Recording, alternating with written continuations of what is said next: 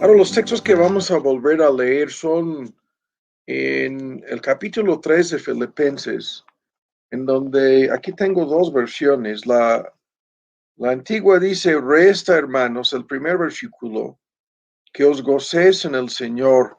A mí, a la verdad, no es molesto el escribiros las mismas cosas, y para vosotros es algo seguro, la fórmula apostólica, en donde se disculpaba en un sentido por volver a insistir en este tema.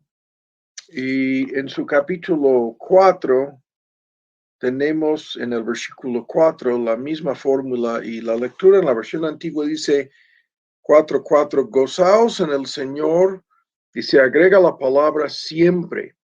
Esta palabra es muy importante porque se refiere a algo que hemos de procurar en una forma cotidiana, en un sentido de momento a momento, a lo largo de cada día. Y como vamos a discutirlo un poco más a fondo el día de hoy, vamos a introducir una parte de este concepto.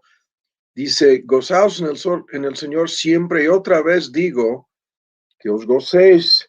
Hay interminables debates, no lo vamos a discutir ni resolver el día de hoy, sobre el tema en relación con cómo hemos de traducir esta palabra. Y muchas versiones modernas prefieren la palabra alegrarse. Y por ejemplo, aquí traigo la lectura en una de las versiones actualizadas. Mis amados hermanos, pase lo que pase, estoy leyendo otra vez en Filipenses 3:1, alégranse en el Señor. Nunca me canso de decirles estas cosas, y lo hago en esta versión en donde están tomando libertades con la traducción. Lo hago para proteger su fe. En mejor sería para ayudar, ¿no? O estimular su fe. Pero lo que nos interesa, alégranse en el Señor. Esa es la traducción. En 3:1 y en 4:4, escuchen cómo lo traducen.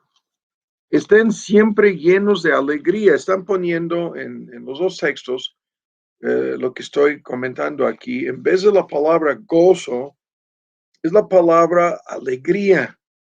Y el debate nunca termina en relación con esto, porque normalmente se sobreentiende que la alegría es algo más pasajero y en un sentido superficial, en contraste con el gozo. Pero de todas maneras, una de las versiones en inglés, que es un tipo de paráfrasis, habla de este asunto en donde dice siempre llenos de alegría, y la traducción dice siempre buscando motivos para alegrarse o para ponerse gozosos, es lo que sería mejor, buscando estos motivos para estar llenos de alegría en el Señor.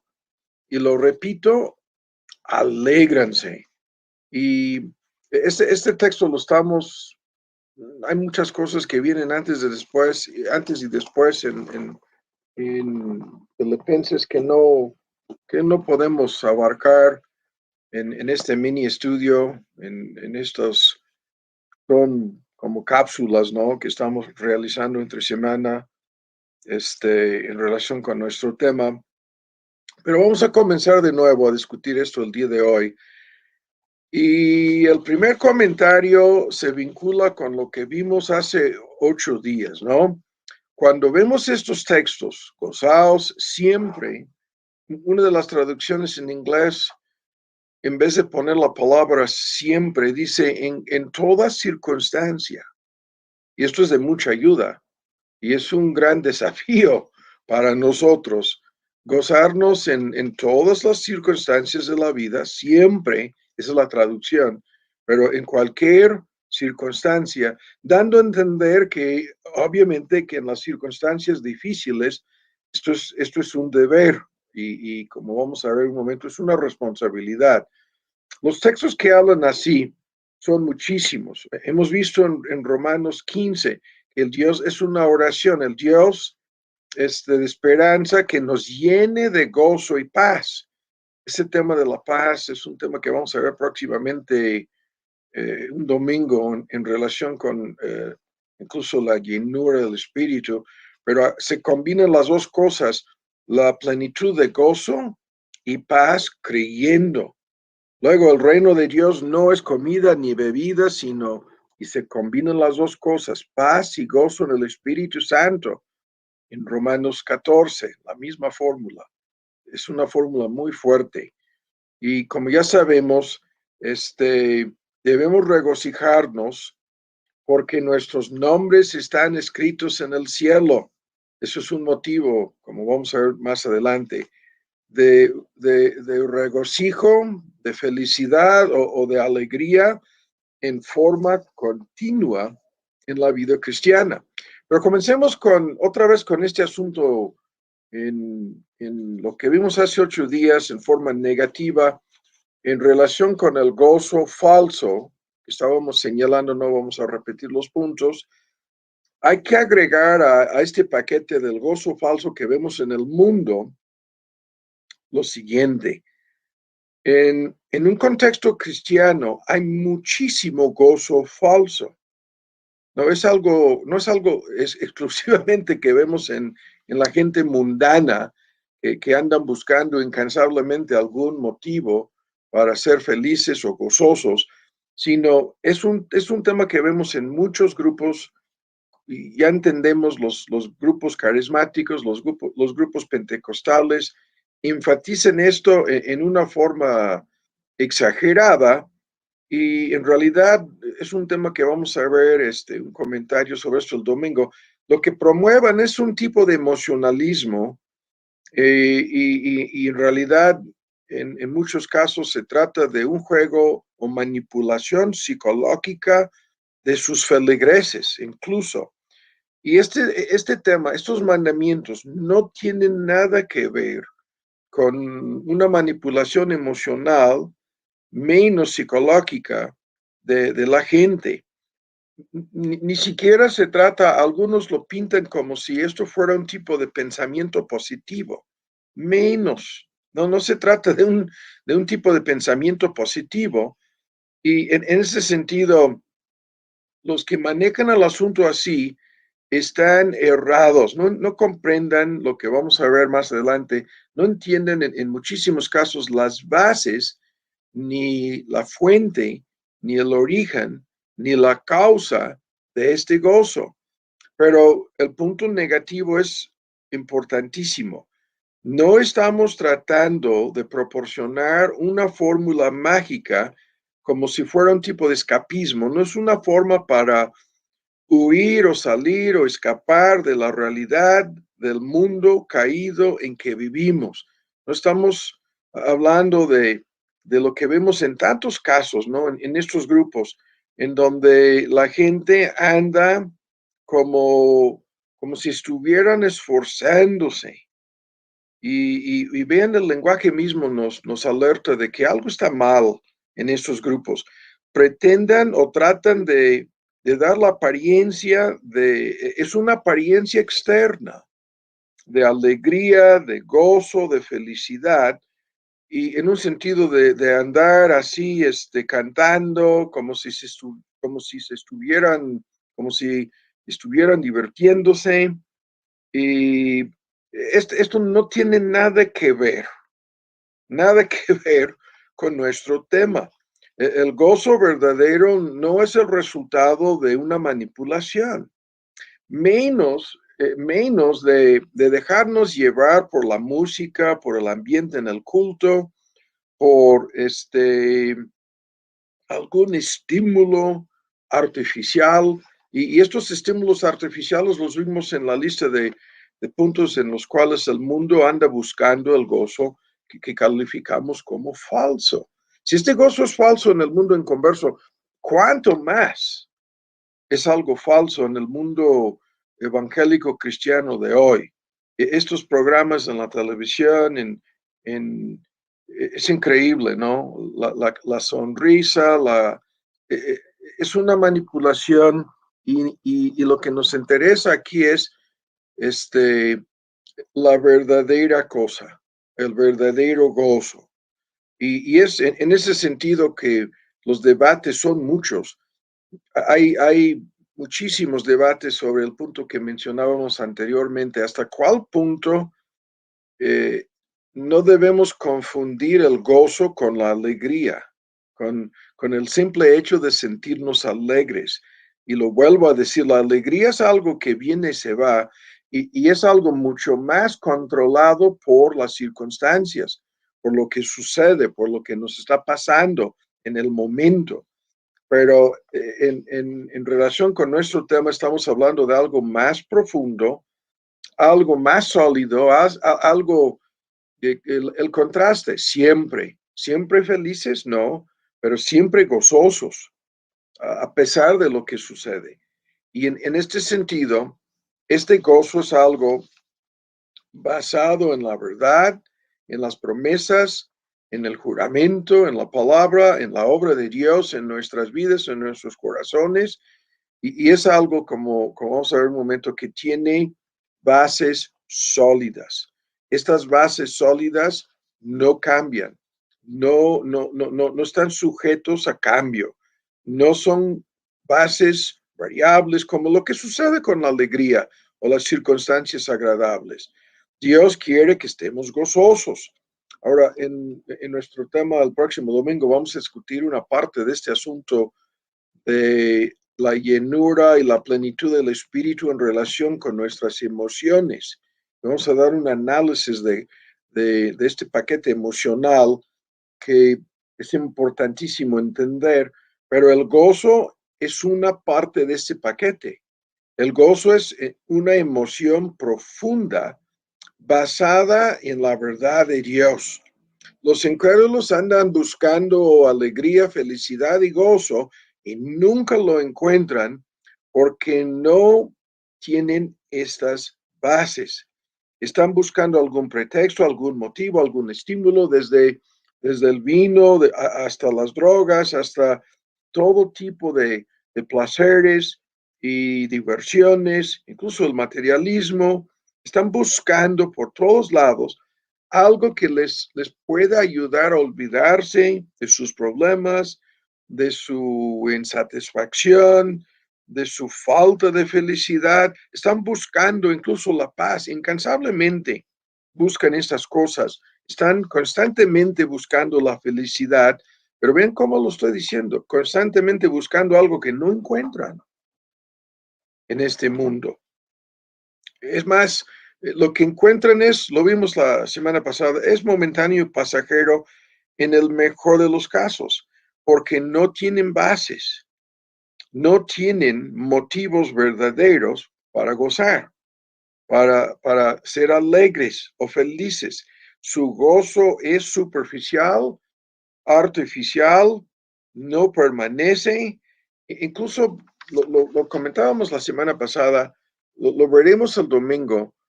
No es en realidad una emoción verdadera. Y este lenguaje, ¿no? Es fuerte. Hay muchas emociones falsas que no son verdaderas. Lo veremos el domingo. Y esto es lo que estamos comentando acerca de los no creyentes. El creyente puede y debe gozarse, y en este sentido, su gozo es real, es profundo, es sólido, y en un momento dado es algo que procuramos, ¿no? Que permanezca en una forma continua dentro de nosotros. Es tanto una responsabilidad. Los textos son órdenes, mandamientos, mandatos, la forma imperativa de gozarse, ¿no? Es simplemente una orden apostólica que lo pinta, como lo estoy diciendo, como una responsabilidad, como un privilegio que los inconversos desconocen, que no entienden. Ahora, lo que vamos a hacer en el tiempo que nos resta es, vamos a comenzar a ver las bases de este gozo. Ya sabemos que se trata del fruto del Espíritu Santo, y en ese sentido es algo no natural, sino sobrenatural en su origen, en su fuente, Es algo, no que nosotros andamos fabricando artificialmente o algo que nosotros podemos producir a través de estímulos o a través de algún proceso, sino es algo dado, es algo que Dios nos da. Esta capacidad de gozarnos en el Señor es la obra del Espíritu Santo. Es una, escuchen bien el lenguaje aquí, es una capacidad que recibimos en el momento de nacer de nuevo, en el momento de experimentar la regeneración, la vivificación espiritual, en el momento de comenzar a ser criaturas nuevas por el milagro del nacimiento nuevo, Dios nos otorga, Dios obra en nosotros esta capacidad. Escuchen bien el punto aquí. Es algo obrado por Dios en nuestra naturaleza, la capacidad de regocijarnos en Él, en su naturaleza, en su palabra, etc. Es una capacidad que los inconversos no tienen. ¿Ven cómo lo estamos pintando aquí? Los inconversos no tienen esta capacidad. No pueden regocijarse, menos sentir felicidad y alegría en Dios. No lo pueden hacer y no lo hacen.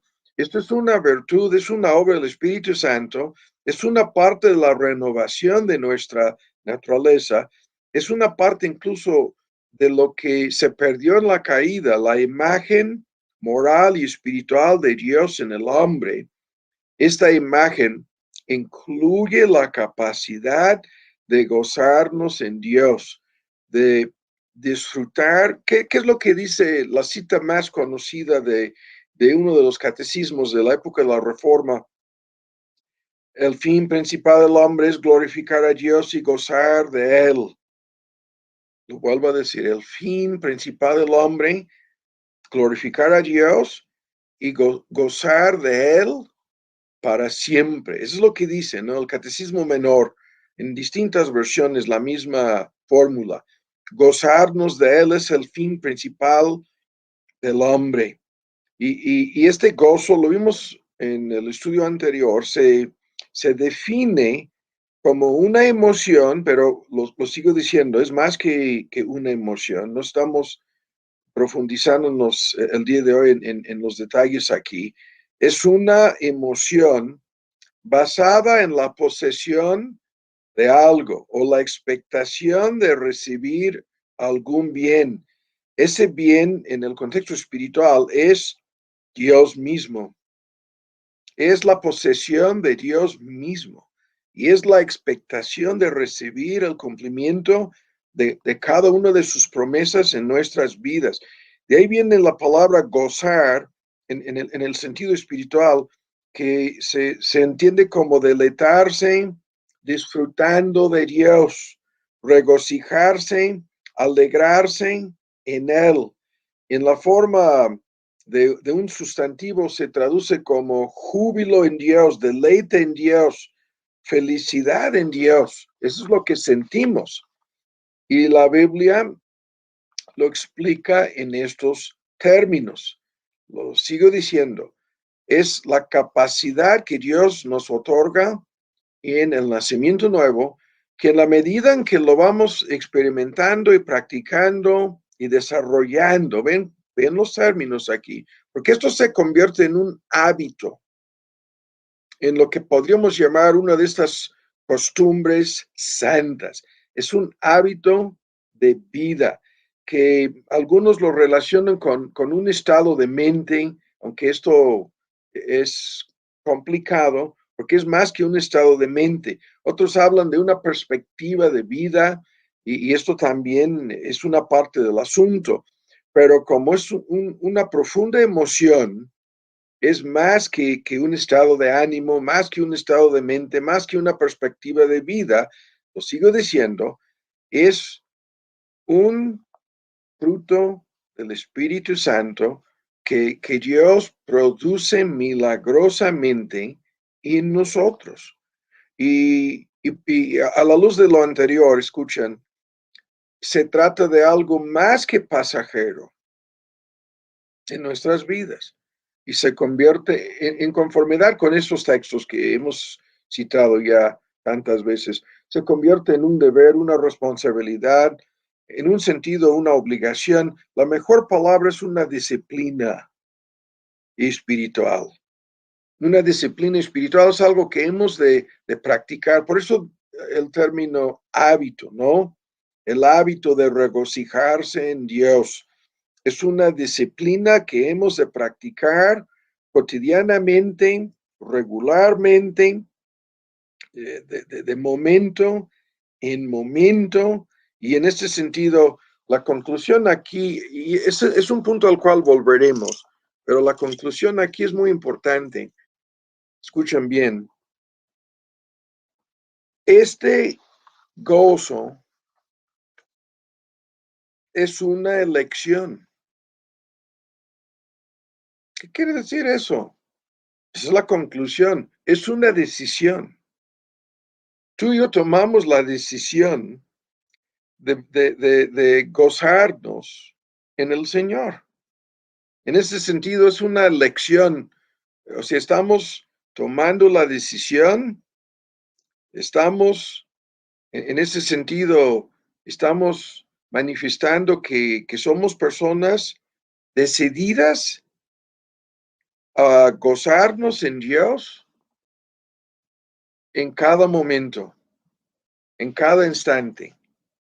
Y claro, no estamos negando aquí que lo vimos el domingo con el control de los pensamientos y la renovación de nuestra forma de pensar, cómo esto se convierte en una lucha constante en la vida, cotidianamente, ¿no? Para deshacernos de los pensamientos vanos, absurdos, contrarios a Dios, y vimos la lista, y poner en su lugar el paquete que está aquí mismo en Filipenses, todo lo verdadero, todo lo honesto, todo lo justo, todo lo puro, todo lo que es digno de ser amado, todo lo que es de buen nombre, el paquete que conocemos, de poner ese paquete en lugar de los pensamientos vanos y necios, ¿no? Y triviales y etcétera. Eso es lo mismo aquí. En vez de, lo veremos en parte el domingo, es un gran tema sobre el control de nuestras emociones, en vez de tantas emociones que nos pudieran dominar y que nos van a dominar, a menos que hagamos esto, seremos dominados por lo que vamos a ver el domingo, por emociones tan fluctuantes, tan inestables. Hay un desequilibrio emocional en el corazón de cada persona inconversa. No son personas, los inconversos, no son personas emocionalmente equilibradas, menos personas emocionalmente sanas. Es un tema espantoso. Las emociones pecaminosas, tóxicas, emociones venenosas que dominan su corazón. Eso es lo que vemos por todos lados. Y ahora en el contexto de la vida cristiana, todo este paquete es reemplazado en principio con amor, gozo y paz. Es la triple fórmula, la que se repite más en el Nuevo Testamento en cuanto a este paquete emotivo, emocional, amor, gozo, y el resultado de este amor y gozo, la paz. Y esto es algo que el mundo converso lo desconoce por completo. No conocen este amor, no disfrutan este gozo y no saben nada. Lo que andan buscando incansablemente, la paz, no la tienen. No hay paz para los inconversos. La Biblia lo dice de principio a fin. Y esto explica el mundo en que vivimos. Esto explica lo que vemos por todos lados. La gente no tiene esta capacidad de gozarse, de regocijarse, de ser felices en Dios. Nada. No saben nada de esto. Y esto explica lo que es la tristeza, el dolor, la tragedia, ¿no?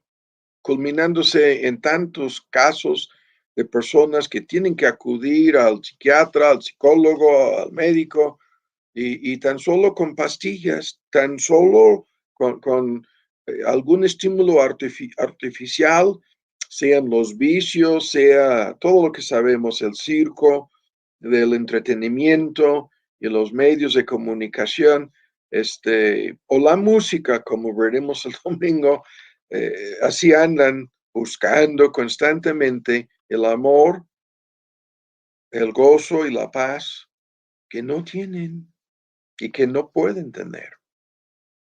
Y si mueren así, que jamás tendrán. Ahora, en el tiempo que nos resta, que son como 20 minutos, vamos a introducir la lista de bases, ¿no? Esta lista la podríamos alargar. El día de hoy lo vamos a limitar a 3 o 4 puntos. Y a ver si Dios quiere que sigamos la próxima semana. Si no, en alguna sesión futura continuaremos con esta lista. Ahora, la base de este gozo o las bases de este gozo son, y esto es lo más lógico, lo que los textos dicen, es gozo en el Señor. Y lo vuelvo a decir, los textos, todos los textos lo dicen. En el Salmo 5, en ti se regocijan, en ti se regocijarán los que aman tu nombre. Y hay muchas cosas en ese texto, pero el punto es lo mismo. En Dios, en ti se regocijarán los que aman tu nombre. Ahora, el punto en el Salmo 5, el versículo 11. En el Salmo 9:2, el mismo punto. Me alegraré, ese es el salmista predicándose, hablándose a sí mismo, me alegraré y me regocijaré en ti. Luego lo vincula con cantaré a tu nombre, pero es lo mismo, su canto, su alegría, su regocijo en el Señor. Me regocijaré en ti. Y en el Salmo 16:11, en tu presencia plenitud de gozo. Eso es el gran tema de la comunión, el compañerismo. Es más que nuestra llegada al cielo. El cielo entra en el gozo de tu Señor. El cielo es ese mundo de gozo y amor eternamente. Pero aquí en la tierra, el salmista habla en estos términos: delicias a tu diestra para siempre, en tu presencia, plenitud de gozo. Y la plenitud de gozo es aquí en la tierra. Plenitud de gozo, en una vida de compañerismo, tomando en cuenta la omnipresencia, tomando en cuenta la presencia de Dios, el Espíritu Santo en nuestro corazón, practicando la omnisciencia y la omnipresencia de Dios para con nosotros. Este es el tema de la adopción de hijos y todo lo que es un paquete en relación con el amor, el mismo punto, el amor, el gozo y la paz que esto trae en nuestras vidas, pero en la medida en que practiquemos esta presencia de Dios, tendremos este gozo. Y así los textos, ¿no? Cantidad de textos hablan así. Ahora vamos a detenernos aquí con este mini bosquejo y lo sigo diciendo. En primer lugar y sobre todo, Dios es la base. Dios mismo es la fuente de nuestro gozo. Y aquí vienen cuantos puntos que conocemos. El gozo del creyente está basado en Dios. ¿Qué quiere decir esto? Dios es la fuente, Dios es el origen, Dios es la causa de este gozo. Dios mismo. En un sentido lo explica Cristo en estos términos cuando habla de mi gozo. En Juan 15, en Juan 17, hay textos que hablan en este sentido. Mi gozo es el gozo de Dios siendo reproducido en nosotros. Y es un tema aparte, pero es el mismo asunto. No lo vamos a discutir el día de hoy. Este es el Dios eternamente bendito, bienaventurado en sí mismo, la fuente de todo gozo se encuentra en Él. Y en este sentido, nosotros miramos a Él y vemos en su naturaleza, vemos en su carácter, vemos en sus atributos, vemos en toda la verdad revelada acerca de este Dios, vemos la fuente, vemos la causa de esto. Y es algo que cada creyente lo comprende en su propia experiencia. Y lo tengo que volver a decir. Es el corazón nuevo, es el corazón reorientado a favor de Dios, es el corazón capaz de conocer y amar a Dios, es el corazón reconciliado con Dios que tiene esta capacidad. Los inconversos no la tienen. Lo vuelvo a decir. El hombre natural, el hombre caído, el hombre carnal, no ve cosa alguna en Dios que le motive a regocijarse. Es todo lo contrario. Los no regenerados no encuentran nada agradable en Dios. A esto volveré en un momento, pero el punto es muy fuerte aquí. Se encuentran en una condición que se llama en Romanos 8 enemistad contra Dios. Están enemistados en contra de Dios. Este término se traduce aborrecimiento contra Dios. Están continuamente en una condición contraria a Dios, en lo más profundo de su corazón, cuando piensan en Dios, el verdadero Dios, se enojan. Eso es lo que vemos cada domingo con personas que asisten a los cultos. Lo vemos cuando escuchan en la predicación la verdad acerca de Dios. Su reacción demuestra lo que estamos diciendo. El inconverso tiene en lo más profundo de su corazón el deseo de acabar con Dios, el deseo de matar a Dios. Es enemistad, es homicidio, ¿no? O sea, son personas que si pudieran acabar con Dios, lo harían al instante. Y el hecho de que Dios es santo, el hecho de que Dios es 3 veces santo y justo y soberano, el hecho de que Dios es el juez, el hecho de que Dios es todopoderoso, soberano, omnisciente, omnipresente, estas realidades acerca de Dios, sus atributos en síntesis, no son cosas en las cuales los inconversos se regocijan, sino todo lo contrario. Quieran que Dios no tenga ninguna de estos atributos. Y en este sentido saben que Dios está en su contra, porque en lo más profundo de su ser están en contra de Dios. Ahora, en este sentido, entre paréntesis lo comento, no hay muchas cosas aquí que tenemos que pasar por alto, pero el hecho de que los inconversos quisieran encontrar algún consuelo, en un momento dado, sí. El hecho de que quisieran creer en la bondad de Dios, en el amor de Dios, en la misericordia de Dios, esto no lo estamos negando, pero es a su manera que quieren creer en estas cosas. Quieren creer que son cosas que merecen en sí mismas, que son personas que merecen el amor de Dios y que, y que si es necesario que sean perdonados o que Dios tenga misericordia, incluso creen que esto es una obligación de su parte. Y cuando escuchan que el asunto no es así, o cuando sospechan por muchas cosas que suceden en sus vidas, que el asunto no es así. El hecho de que quisieran amar y regocijarse en un Dios imaginario. Ese es el tema que hemos tocado tantas veces, en el Dios de la imaginación de ellos, ¿no? Se pueden regocijar, pero el problema es que ese Dios no existe. Ese Dios no existe. Y cuando se encuentran frente al verdadero Dios, no quieren que Él exista.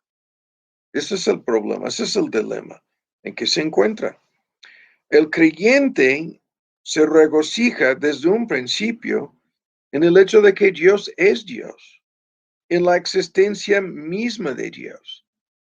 Y los inconversos no pueden, de ahí vienen todos esos temas que hemos visto hace poco en el instituto sobre el agnosticismo, el ateísmo, la incredulidad que domina en todo el mundo. Esto es lo que domina el agnosticismo, el ateísmo práctico, la incredulidad. Y es increíble cómo los inconversos no pueden encontrar consuelo alguno en la existencia de Dios. ¿Cómo se van a regocijar en su existencia? Si este Dios es soberano, si este Dios es santo, si este Dios es justo, ¿cómo pueden regocijarse en él? Y eso es lo que vemos en los cuatro evangelios. En la medida en que se dieron cuenta de la verdad acerca de nuestro Señor Jesús, su mensaje, en la medida en que vieron en él estas verdades reflejadas, estas verdades acerca de Dios, encarnándose en Cristo, en su misma naturaleza, ¿no? Vieron algo de estas realidades y la reacción siempre fue la que estamos señalando. Procuraban cuántas veces acabar con él, cuántas veces otro complot, otra conspiración, otro atentado en su contra, una y otra vez. Y esto es lo que vemos a lo largo de la vida de los inconversos.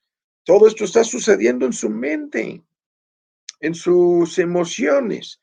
Y, y el tema aquí es tan espantoso porque vamos por el otro camino. Vamos a dar por sentado la no existencia de Dios. Eso lo vimos hace poco, ¿no?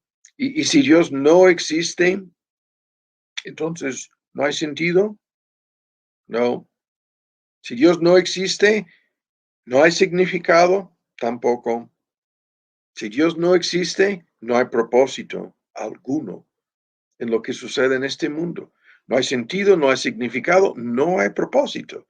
Estos términos, ¿no? Que son existenciales. Es esto, es algo en donde el hombre busca fuera de sí mismo sentido, significado y propósito por el vacío que hay en su mismo corazón. No tiene nada de esto, tiene que buscarlo. Y si no lo busca en Dios, si Dios no existe, ¿cómo van a encontrar sentido? No, las cosas no tienen sentido.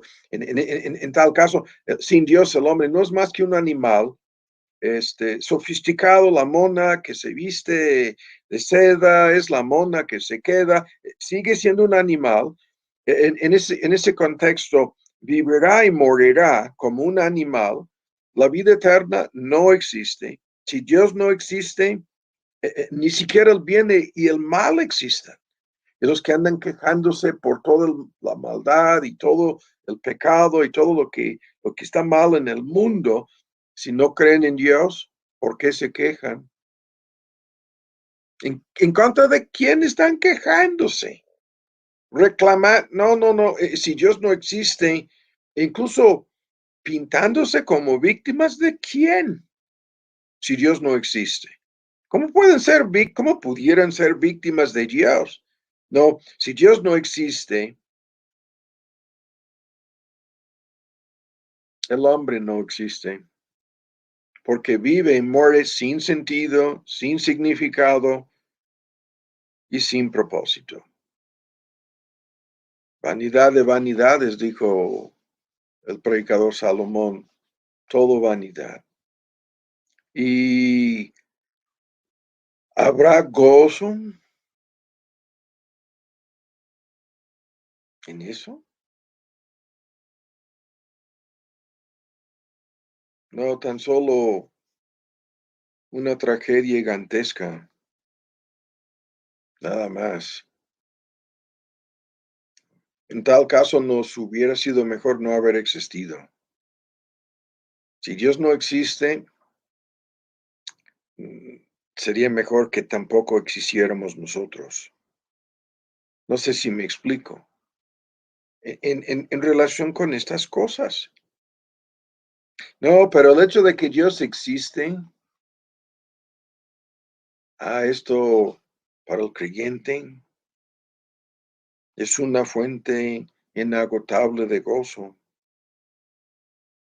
Porque el creyente puede gozar, puede regocijarse en todos y cada uno de los atributos de Dios, en la majestad de Dios, en las perfecciones del Creador del universo. Eso es lo que es increíble cómo los inconversos se maravillan con la creación física que nos rodea, ven en gran medida lo que el Salmo 19 pinta, evidencias de la majestad, evidencias de las perfecciones del Creador del universo, evidencias incluso de los atributos de Dios en una larga lista de cosas. Y sin embargo, rechazan a ese Dios. Pero los creyentes se regocijan en el Señor. Ahora rápido, el tiempo se nos fue. El segundo punto, la segunda base de este gozo, obviamente es la persona y obra de Cristo. Es el gozo en el Señor. La palabra griega kurios es el título más aplicado a nuestro Señor Jesús en el Nuevo Testamento. Cristo es ese Señor, es el gozo en Cristo. Es lo que vimos en el primer estudio en 1 de Pedro 1:8, el creyente alegre y gozándose con gozo inefable y glorioso en Cristo. Y este es el teléfono, ni modo. Es el creyente que según Juan 17:13 tiene el gozo de Cristo cumplido en sí mismo. Esa es la fórmula. En Juan 17, cuando Cristo oraba por la salvación, la santificación, la preservación de los creyentes, su llegada al cielo, en el contexto dice, estas cosas hablo en el mundo para que tengan mi gozo. Mi gozo. En Hebreos el argumento es por el gozo que tenía propuesto, el gozo que tenía garantizado, el gozo de salvarnos. Cristo fue a la cruz para que tengan mi gozo cumplido en sí mismos, dice Juan 17:13. Por esto estoy hablando en el mundo de estas cosas. Y el punto es tremendo aquí. El creyente ve en Cristo esta fuente de gozo. El creyente ve en la vida perfecta de Cristo este gozo. El creyente ve en Cristo la manifestación visible de Dios el Padre. El que me ha visto a mí, ha visto al Padre, no porque son la misma persona, no, sino porque Cristo es la manifestación visible de Dios. Y en este sentido, en Cristo lo que encontramos es la lista aquí es interminable, una tremenda lista de cosas. Y la forma para resumirlo, ¿no? Es muy sencilla. El creyente encuentra en Cristo el Dios hombre, el milagro de la encarnación, el Dios que se hizo uno con nosotros, que vino a este mundo y en el milagro de su encarnación se hizo uno con nosotros, como el segundo Adán, el fundador de una raza nueva, la raza redimida. En Cristo los creyentes vemos a Dios así, vemos al mediador, vemos al buen pastor, el mediador, el único, el que si hubiera existido alguna otra forma para salvarnos, jamás habría venido, el que en sus dos naturalezas, la humana y la divina, puede reconciliarnos con Dios, el único que puede extender su mano al hombre y al Padre y reconciliarnos en sí mismo. El buen pastor que vino buscando sus ovejas perdidas, que dio su vida, que entregó su vida por cada una de sus ovejas. Se entregó como propiciación, como sacrificio, como el único medio para pagar nuestra deuda, para liquidar la cuenta de nuestros pecados, para reconciliarnos con el Padre. El tema de su muerte como sacrificio, como mediador, al asumir nuestro lugar, al tomar sobre sí nuestra culpa y pagar por nuestros pecados con su propia sangre. En ese sentido, la lista aquí es interminable. En cada uno de los puntos, en la lista aquí, vemos en nuestro Señor Jesús, vemos la luz del mundo.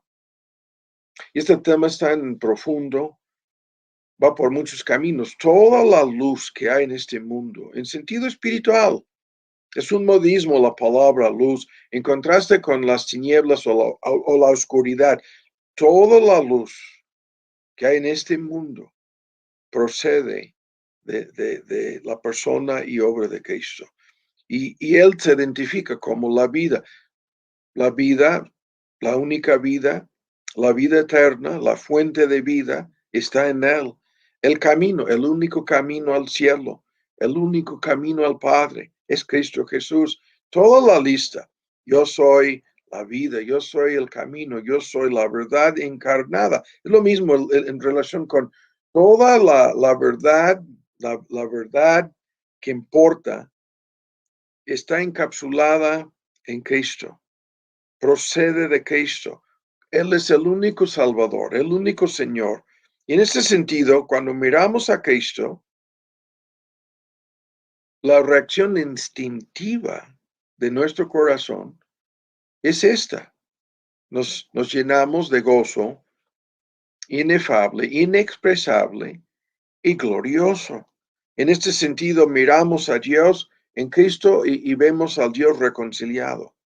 Vemos al Dios que ya se encuentra satisfecho en relación con nosotros, satisfecho porque la obra de su Hijo, su vida perfecta y su muerte en la cruz, nos son acreditadas estas cosas y el Padre nos mira como si hubiéramos vivido esta vida perfecta, como si hubiéramos pagado y liquidado la deuda de nuestros pecados y se queda satisfecho con nosotros.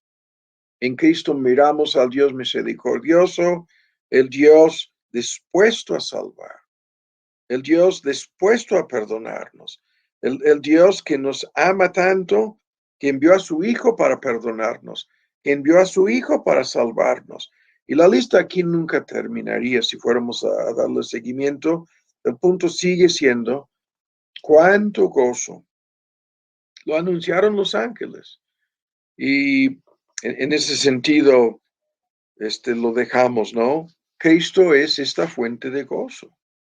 Ahora, el tercer punto es, y con este punto vamos a concluir, el gozo basado en nuestra salvación. Todos los textos hablan así, lo hemos estado comentando anteriormente en la parábola del tesoro escondido en el campo. Ese hombre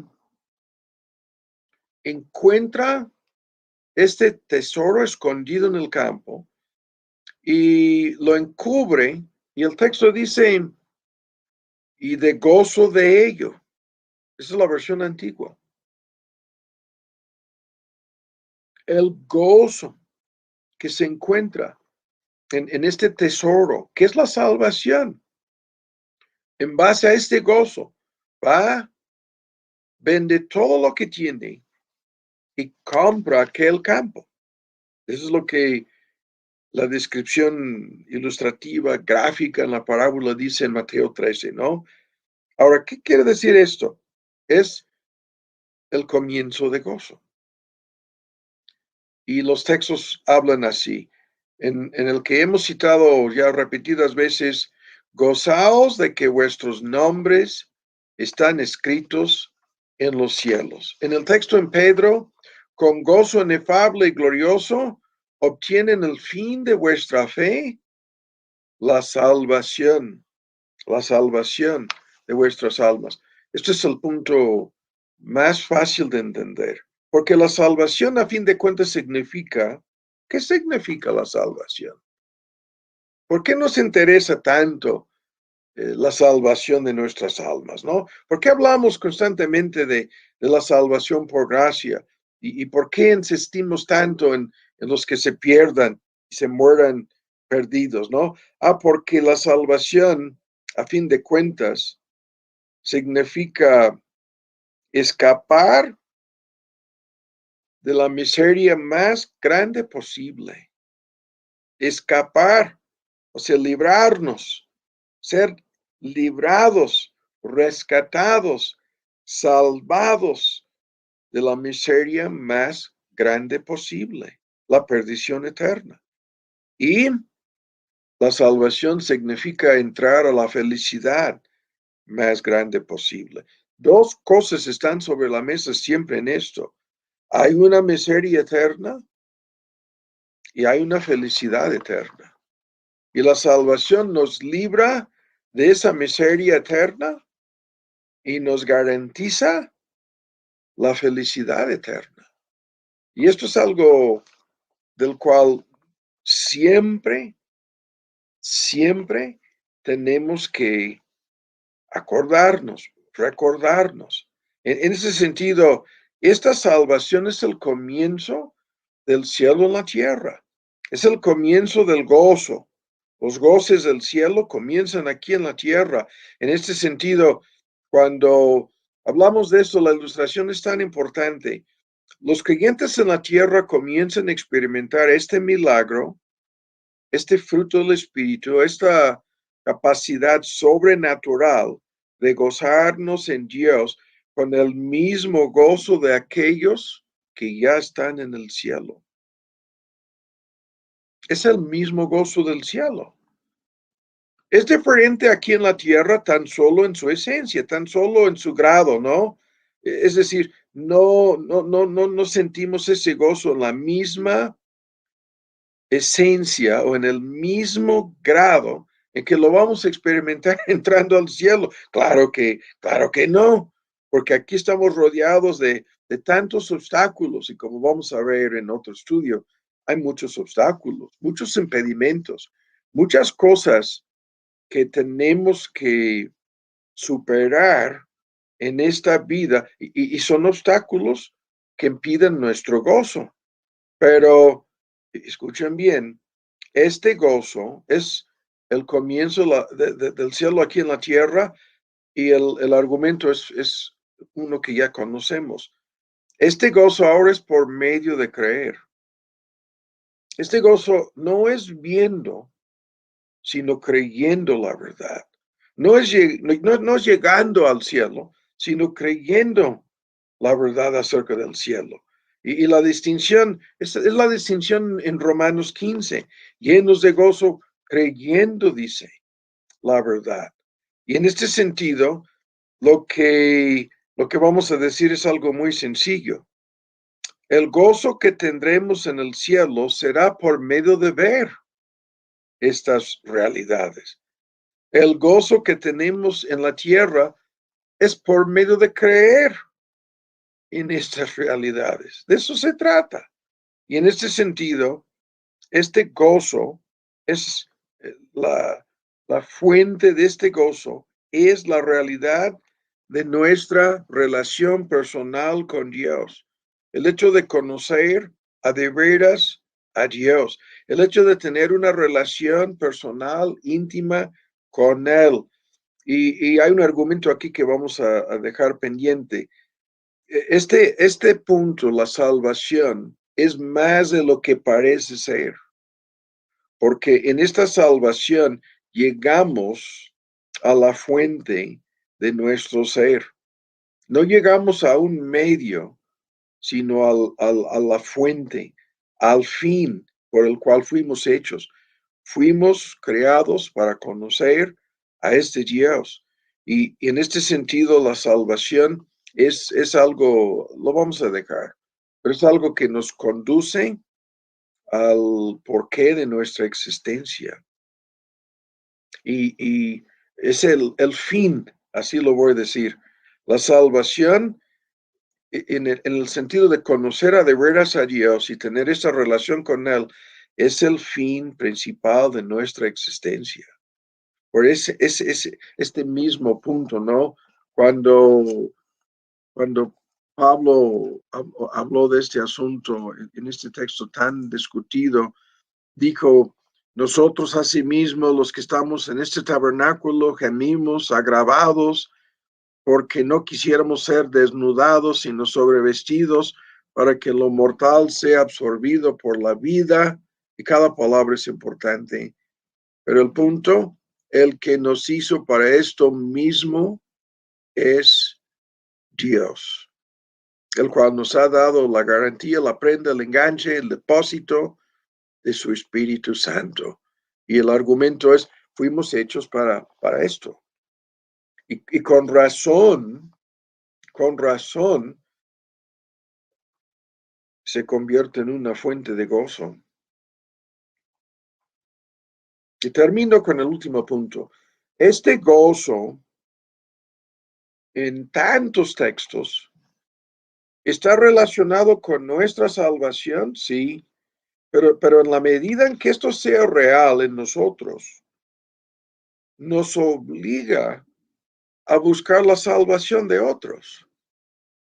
Eso es un dilema, no es un problema. Cuando digo dilema, hay una palabra mejor. Es una paradoja que vemos en muchas iglesias y en la vida de muchos, la gran mayoría de los creyentes.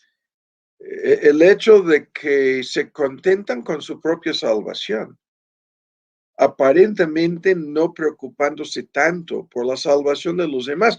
Entiendo que si son nuestros seres queridos, si son nuestros padres, si son nuestros hijos, si se trata de nuestra pareja, entonces sí, nos preocupa y nos interesa muchísimo la salvación de ellos. Pero más allá de ese pequeño círculo en donde nuestros propios intereses están metidos de por medio en el asunto, no nos preocupamos tanto por la salvación de otras personas. Y los textos, hay gozo delante de los ángeles de Dios por un solo pecador que se arrepiente. Esto es tremendo. En la lista de cosas, los ángeles son enviados como siervos, servidores, es una palabra técnica, enviados para servir a los que son herederos de esta salvación. Es un tema en donde la dimensión paralela, la intradimensión, hay una palabra técnica aquí que se me está escapando, en donde los ángeles viven en esa dimensión que es oculta ante nuestros ojos, están constantemente con la conversión de cada persona, experimentando este gozo. Y es algo tremendo el texto. Los ángeles no pueden experimentar en sí mismos esta salvación, porque los elegidos no necesitan salvación, hablando de los ángeles, los no caídos, y los demonios odian dicha salvación y no quieren que nadie se salve. Aborrecen a los creyentes, son nuestros enemigos declarados, ¿no? Y es un tema increíblemente paradoja la realidad en esto, ¿no?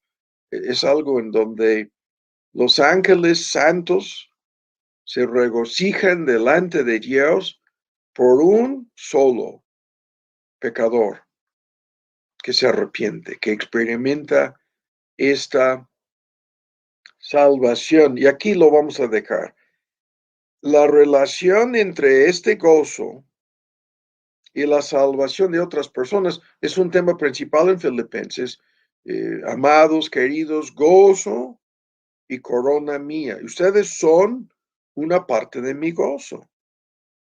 Y en la medida en que entendemos lo que vimos hace un momento, lo que significa la salvación, lo que significa la perdición, el verdadero amor para con el prójimo, la fórmula que conocemos, este amor busca que el prójimo sea una persona buena. ¿Qué es esto? Perdonada y justificada, salvada. una persona santa. ¿Qué es esto? Una persona transformada y hecha semejante a Cristo en alguna medida, y una persona feliz para siempre. Que sean buenos, santos y felices para siempre. En cuanto al prójimo, esto es lo que el amor busca. Y en este sentido, hay gozo cuando vemos esto, en quien sea. Y el punto sigue siendo el anterior. Nos acostumbramos tanto a escuchar estos términos, estas palabras, este lenguaje de salvación, este lenguaje teológico, que se nos olvida lo que significa ser condenado, perdido eternamente a ese lugar de llanto y crujir de dientes, a las llamas eternas, al horno de fuego que nunca se apagará. Se nos olvidan estas cosas. Y son temas, ¿no? En los cuales en la medida en que estas realidades, la salvación eterna y la perdición eterna, en la medida en que sean cada vez más realidades para nosotros, entonces, ¿cómo no nos vamos a gozar en la salvación de otras personas? La verdad es que en un sentido quisiéramos ver el mayor número posible de personas convertidas, ¿no? Salvadas de la perdición eterna. Así el asunto. La salvación es, es un motivo de gozo y termino con esto. Si en la medida en que conozcamos algo de este gozo y cada creyente conoce en alguna medida su realidad, en esa medida deseamos esta salvación a favor de quien sea, a favor de los que en este momento pudieran ser los peores enemigos de Dios. Y es tan solo cuando entendemos que una persona ya parece ser reprobada y ya es un instrumento en las manos del enemigo para procurar la perdición del mayor número de personas. Eso es lo que nos hace desear el juicio de Dios en contra de los inconversos. Cuando vemos que no tan solo ellos mismos van a ir a la perdición, sino están procurando la perdición del mayor número posible de personas. Sí, porque de su padre el diablo son, y los deseos de él, y el diablo no quiere que nadie se salve. Es un tema espantoso. La envidia, el coraje, la victimización y la locura del diablo en relación con nosotros. Porque hay salvación para una muchedumbre de seres humanos y no habrá jamás salvación. Ningún ángel caído, ningún demonio, menos Satanás mismo, ¿no? Tendrán oportunidad, tendrán chance, tendrán la más mínima esperanza de salvación. Jamás, ¿no? Jamás pueden librarse de la condición caída en que se encuentran. Son destinados para la perdición eterna y tan solo quisieran lograr que el mayor número posible de seres humanos vayan con ellos a esa perdición. Y así termina nuestro estudio de hoy, ¿no? En estos términos.